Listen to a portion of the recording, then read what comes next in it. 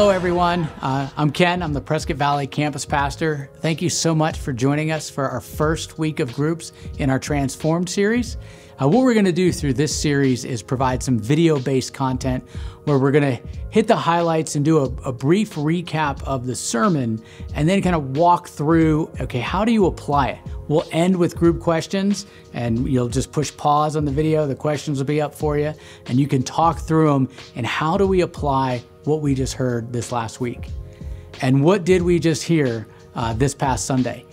Well, we were opened up with the famous Sermon on the Mount, where Jesus gives his disciples a whole new worldview to live by. He takes the cultural norms and ideals and turns them on their head. Jesus raises the expectation in almost every area of their life. He talks about marriage, revenge, murder, adultery. He addresses prayer, charity, fasting. And in this sermon, Jesus lays out a radical new worldview for his followers that really is the nuts and bolts of following Jesus. If we knew nothing else about the Bible or about Jesus or what it means to follow him, this teaching and its application would be enough for us to follow Jesus well. And smack in the middle of the sermon, he gives his disciples a brand new way to think about money. And what he has to say is unlike anything you'll hear anywhere else. Matthew records in chapter 6, Jesus says, "Do not store up for yourselves treasures on earth, where moths and vermin destroy, and where thieves break in and steal. But store up for yourselves treasures in heaven, where moths and vermin do not destroy, and where thieves do not break in and steal." So Jesus begins by acknowledging the reality that all of us are going to store up treasure. And you got to take note that Jesus doesn't condemn storing up treasure. He doesn't have an issue with it. His concern isn't the act of storing up treasure. It is a location of where it is stored. Jesus is saying that, look, you're going to do this. You're going to store up treasure, no doubt about it. But where are you going to store it? On earth or in heaven? Those are the options. Now, before we get to addressing how to choose the heavenly option, I think it's important for us to remember that in Matthew chapter 7, Jesus ends this sermon with a promise. And it is a promise we want to take note of.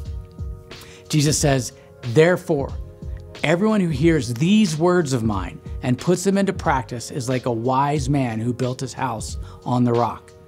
The rain came down, the streams rose, and the winds blew and beat against that house. Yet it did not fall, because it had its foundation on the rock. But everyone who hears these words of mine and does not put them into practice is like a foolish man who built his house on sand. The rain came down, the streams rose, the winds blew and beat against that house, and it fell with a great crash." If we ignore Jesus' teaching, we do so at our great peril.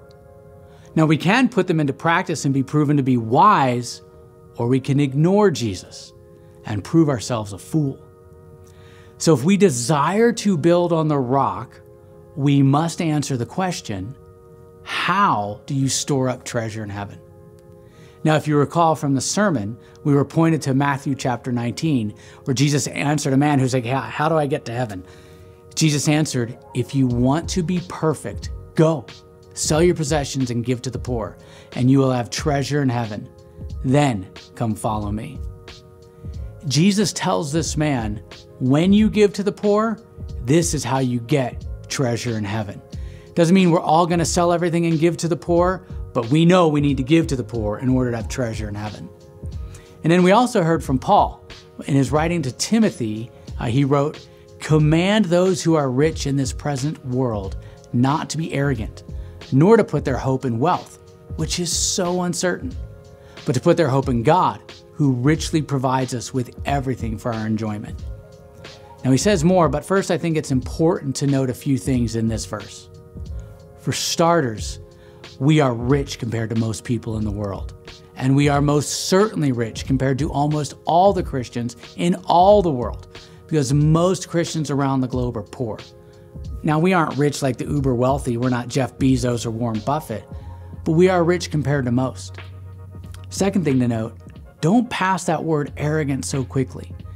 We typically think of arrogance as a puffed up chest, but we display arrogance when we dismiss Jesus' teachings, any of them, right? If we elect to take revenge rather than forgive, if we reject the needy rather than give to the needy, if we judge ourselves more righteous than others, just about anything in the Sermon on the Mount, we display arrogance when we ignore Jesus. And it is deceptively easy to be arrogant as it relates to how we handle money that we've been blessed to steward. Right? We demonstrate arrogance when we're dismissive of the idea of giving generously, or when we refuse to adjust our lifestyle in order to give to the priorities of Jesus. Furthermore, putting our hope in uncertain wealth is as American as baseball and apple pie, because we have all grown up in post-World War II America, right? We have all experienced a prosperity unheard of in the history of the world, and it's all we've ever known. We have wealth, so we tacitly were like, we don't need Jesus. We don't say that out loud, but that's how we treat it. We are all rich by virtue of where we live and the time in which we've grown up. So we need to heed Paul's command when he continues in verse 18. Command them, the rich, to do good, to be rich in good deeds, and to be generous and willing to share. In this way, they will lay up treasure for themselves as a firm foundation for the coming age, so that they may take hold of the life that is truly life. Paul says it is through being generous and being willing to share that people lay up for themselves, for us, we lay up treasure in heaven. It's through generosity.